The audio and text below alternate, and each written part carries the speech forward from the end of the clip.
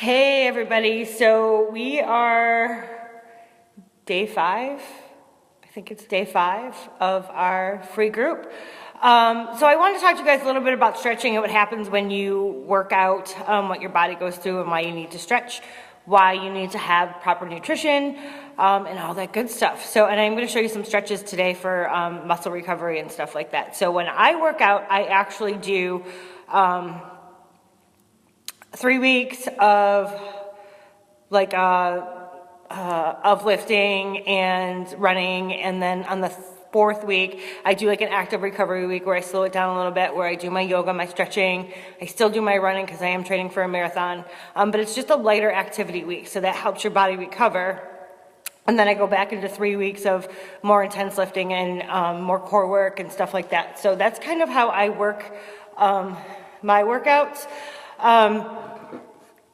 So we need to stretch our bodies, and we need to have those active recovery weeks, because if we just keep pounding on our bodies, what happens when we work out, we're actually breaking down the little tiny muscle fibers. We're actually basically ripping them apart for them to regrow.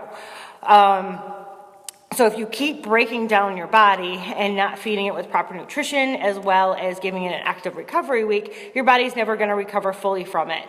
So you want to make sure that you do that.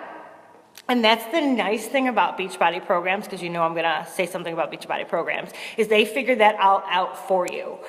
So you don't have to think about it. You just do the workouts the way that they're supposed to go, and the active recovery weeks are in there, the active recovery days are in there, they do the stretching with you.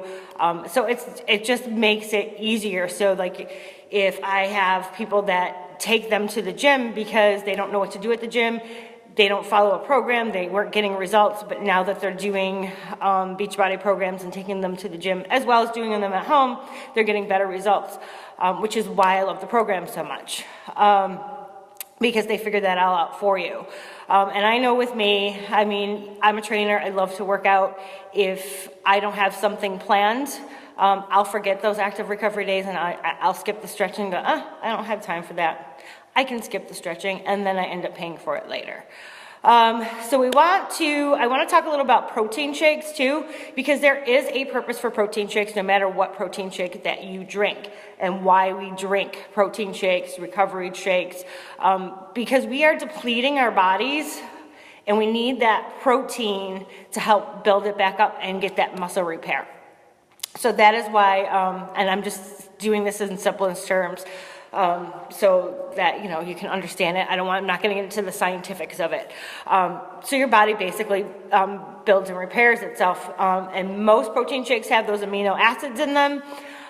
Here's the thing about protein shakes, and when I first started working out, I did not want to do protein shakes. I just didn't. But when I actually got into my nutrition and really how much protein I needed to drink, how much protein I needed to intake, there was no way I was going to get my whole protein intake just on food alone. So I had to supplement with protein shakes.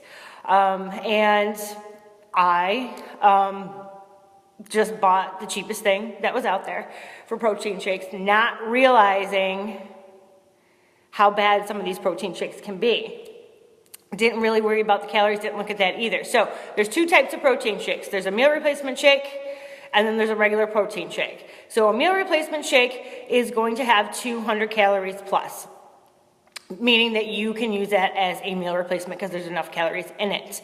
You can get a regular protein, which is anywhere from 100 to 150 calories, but you can add stuff to it to make it a meal replacement. Here's the other thing about protein. And most protein shakes that are out on the market, not all of them, there are some good ones out there, but most proteins on the market, and I'm telling you, usually the cheaper you go with your protein, the worse it's going to be. Protein in itself, in its whole form, it smells bad and it tastes disgusting. So in order for people to consume it, it needs to taste good, right?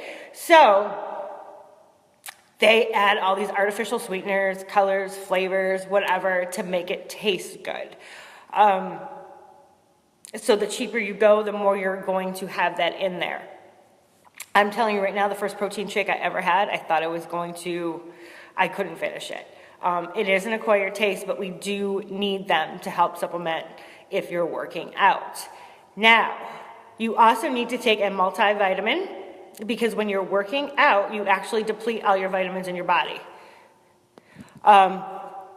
So you need to supplement with a multivitamin. Here's the thing with multivitamins. With a pill, you want to try to get most of your vitamins with food, because if you get most of your vitamins in a food form, you're going to get a 90 to 95% absorption rate. If you just take a random multivitamin, like a pill, you only get 30 to 35% of what it says on that bottle. This is where, and everybody knows I drink Shakeology. This is where Shakeology comes in. I kill 2 birds with 1 stone, plus I get those extra supplements in there to help support my thyroid. So this has got all your daily multivitamins in there. It's also got, if you're going to do flaxseed or chia seeds, it's in here. It's got your protein. It's got 17 grams of protein in it, so you can use it as a protein, and you can add some more protein, like plain Greek yogurt. So you can add more protein if you want more protein in it. You can use it as a meal replacement, or you can use it as a snack. It's only 150 calories. So that is why I pay what I do for Shakeology, because I don't have to buy anything else. This is it. So I wanted to talk to you guys a little bit about that and why you need to supplement. I'm not saying like crazy supplements, but you do need to supplement. So let's go over stretching and why we need to stretch. So we need to stretch our bodies after we work out, and make sure you're stretching after you work out, after your body is warm, because if you stretch a cold body, you're more likely to tear a muscle. So we want to stretch after we work out and when we're nice and warm. And we want to stretch because it helps relieve muscle soreness. So as you are breaking down those muscle fibers, and you want to stretch them out, so you don't get a lot of scar tissue buildup, and that's why it helps with the soreness. So I'm going to show you some of my favorite stretches that I like to do. My first one being, I love child's pose. So basically child's pose, you're going to sit right down on your heels, hands are going to come forward, and we're just going to relax into it. You're going to stretch your arms one way and your butt the other way. And this just helps stretch out that upper body and your lower back. And then you can walk everything over, right hand on top. That just gives you a deeper stretch. We're going to go to the other side, and that just gives you a deeper stretch.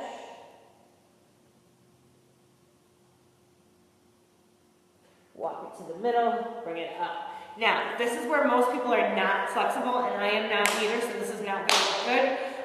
But it needs to be done because I'm real tight in my chest, and if you do a lot of push-ups, you're going to be tight in your chest. So you can bring your hands behind. If you can keep them clasped, great. If you can't, that's fine. I cannot keep mine clasped. Hands go behind. You come back down in that child's pose, and you lift those hands up. And that's going to help stretch out your shoulders and your chest. Okay, so when you stretch, you want to hold your stretches for at least 30 to 45 seconds. I'm just kind of going through these with you real fast. We're going to make a figure 4. This is going to stretch out the hamstrings. So when you do this, you want to make sure you're coming from your hips and your chest is coming forward. If you can't touch your toes, it's fine. You just bring them down and relax the upper body, and that's just going to stretch that. You're going to go to the other side. Another one of my favorites is up and over and bring that through. These stretches out the hips. Relax your head, and then the other side. So those are just some basic stretches for you. Just a little info, and I will talk to you guys later. Bye.